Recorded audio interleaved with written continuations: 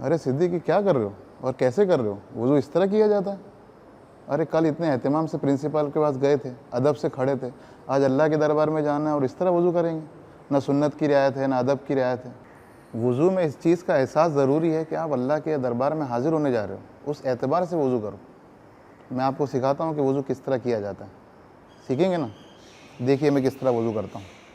सबसे पहले आपको नियत करना है कि मैं वज़ू कर रहा हूँ अल्लाह के दरबार में हाज़िर होने के लिए। दिल से नियत करना काफ़ी है। उसके बाद बिस्मिल्लाह बोलते हुए सबसे पहले 3 मरतबा ये हाथ धोने हैं। हाथ धोने के बाद कुल्ली करना है, और कुल्ली में मकसद कुल्ली का है कि मुंह साफ़ हो जाए। हुज़ूर पाक सल्लल्लाहु अलैहि वसल्लम ने उसके लिए हमेशा मिसवाक का एहतमाम किया है, और फ़जीलत में ये भी बतलाया है कि उसकी वजह से आपकी नमाज 70 गुना उसका सवाब बढ़ जाता है। और हुज़ूर पाक सल्लल्लाहु अलैहि वसल्लम ने हमेशा उसका इस्तेमाल किया ताकि मुंह अच्छी तरह साफ़ हो। मिसवाक को पकड़ने का तरीका यह है कि आप उसको इस तरह पकड़ें और उसको घसने के टाइम पे इस तरह मलें, ऊपर नीचे ना मलें, ताकि आपके मसूड़े में तकलीफ़ ना हो जाए, और हर मरतबा उसको धोएं। ठीक है? मिसवाक करने के लिए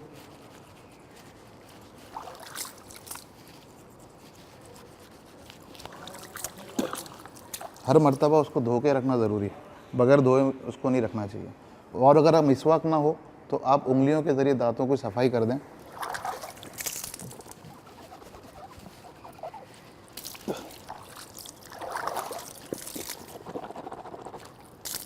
कुल्ली करने में एहतिमाम करें ताकि मुंह के अंदर पानी अच्छी तरह घूमे और अच्छी तरह सफाई हो, और ये 3 बार करना है।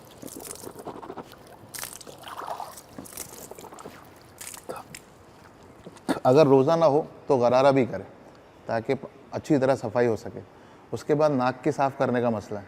नाक के लिए इस्तिंशाक का लफ्ज़ आया है।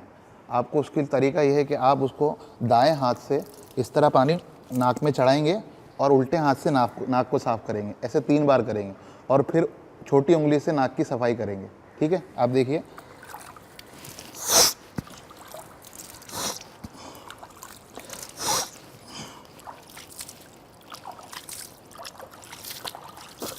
उसके बाद आपको चेहरा धोना है। चेहरा 3 मरतबा धोना है। ये बालों जहाँ आदतन यहाँ से शुरू होते हैं, यहाँ से लेकर ठोड़ी के नीचे तक, और ये कान के लौ से ये कान के लौ तक पूरा चेहरा आपको 3 बार धोना है। ठीक है? दाढ़ी आपकी हल्की है तो जहाँ खाल नज़र आ रही है वहाँ तक पानी पहुँचाना ज़रूरी है। घनी दाढ़ी है तो ऊपर के बालों तक ही पानी पहुँचा देना उतना काफ़ी है, लेकिन उसमें भी खिलाल करना ज़रूर सुन्नत है। देखिए मैं किस तरह करता हूँ।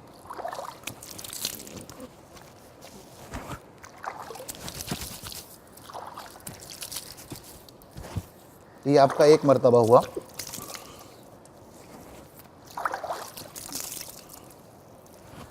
इस जगह पे जहाँ पानी कम पहुँचता है वहाँ पे पहुँचाएँ, और ये कानों के पास ये जो हिस्सा है यहाँ पर पानी पहुँचाना बहुत ज़रूरी है, जो आमतौर पर रह जाता है। और खिलाल उसमें आखिर में ज़रूरी है, सुन्नत है। इसको इस तरह खिलाल करेंगे और अंदर से इस तरह इसको ये निकालेंगे। ये खिलाल का तरीका है। इसके बाद आपको 3 मरतबा हाथ धोना है। हाथ धोने में दाएं हाथ से शुरू करें और दूसरे बार बाएं धोएं, और हाथ धोने में उंगलियों से शुरू करें, उंगलियों से कोहनी की तरफ आए, उल्टा ना जाए। जिस तरह देखिए, कोहनियों तक ये पूरे हाथ धुल जाना चाहिए अच्छी तरह, और उसके बाद उल्टा हाथ, उसके बाद उंगलियों में हाथों का खिलाल हाथ में लें और इस तरह करके आप यहाँ तक ले लें। ये एक ऐसी सुन्नत है जो आमतौर पर लोग करते नहीं हैं, ये सुन्नत है खिलाल करना। उसके बाद आपको सर का मसा करना है।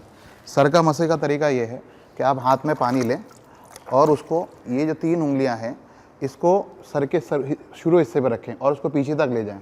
फिर इस हिस्से से आपको वापस आना है, और उसके बाद ये जो उंगली है आपकी, उससे कान साफ़ करने हैं, और इस वाले हिस्से से आपको कान के पिछले हिस्से पे करना है। और ये जो वाला हिस्सा है, इससे आपको गर्दन का मसा, गला का मसा करना मकरूह है, लेकिन गर्दन का मसा करना सुन्नत है। आप देखिए मैं कैसे करता हूँ। इसको इस तरह कीजिए, यहाँ रखिए और यहाँ से ऐसे यहाँ तक ले गए। फिर उसके बाद ये आए। अब ये उंगली आपकी है, इससे कान का पूरा इस तरह लीजिए, इस हिस्से से ये पीछे का लीजिए, और ये जो हिस्सा बचा है उससे आप ये पीछे की गर्दन इस तरह, ये आपका मसा हो गया। पैर धोने में भी दाएं पैर को पहले धोएंगे, फिर बाएं पैर को, और उसमें भी उल्टे दाएं हाथ से पानी डालेंगे और उल्टे हाथ से मलेंगे। ठीक है? और इसके अंदर एक गड्ढा होता है पैरों में, तो उसमें ख़ास तौर पे वहाँ पर पानी पहुँचाना ज़रूरी। देखिए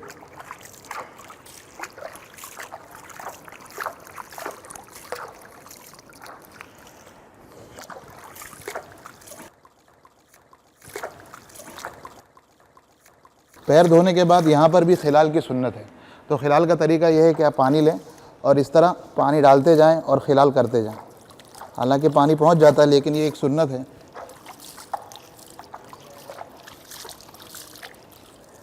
ये आपका अल्हम्दुलिल्लाह वज़ू सुन्नत के मुताबिक पूरा हो गया। अगर इस एतबार से आप वज़ू करेंगे तो सुन्नत, ये वज़ू का सवाब भी मिलेगा और इसकी बरकतों से नमाज में खुशू भी पैदा होगा। अरे रुको, ये तो वज़ू किया, लेकिन कुछ चीज़ें पढ़ना भी ज़रूरी है। जैसे वज़ू शुरू किए थे हमने, बिस्मिल्लाह पढ़े थे, उसी तरह वज़ू के दरमियान एक दुआ है, मसनून है, वो पढ़ते रहना है। जैसे अल्लाहुम्मा अग़फ़िरली ज़म्बी, ए अल्लाह मेरे गुनाहों को माफ़ कर, ववस्सिअ ली फ़ी दारी, और मेरे घर में कुशादगी पैदा फरमा, व बारिक ली फ़ी रिज़्क़ी, और मेरे रिस्क में बरकत अता फरमा। ये वज़ू के दरमियान पढ़ना है, बड़ा मुजर्रब अमल है, इससे सब चीज़ों में बरकत होती है।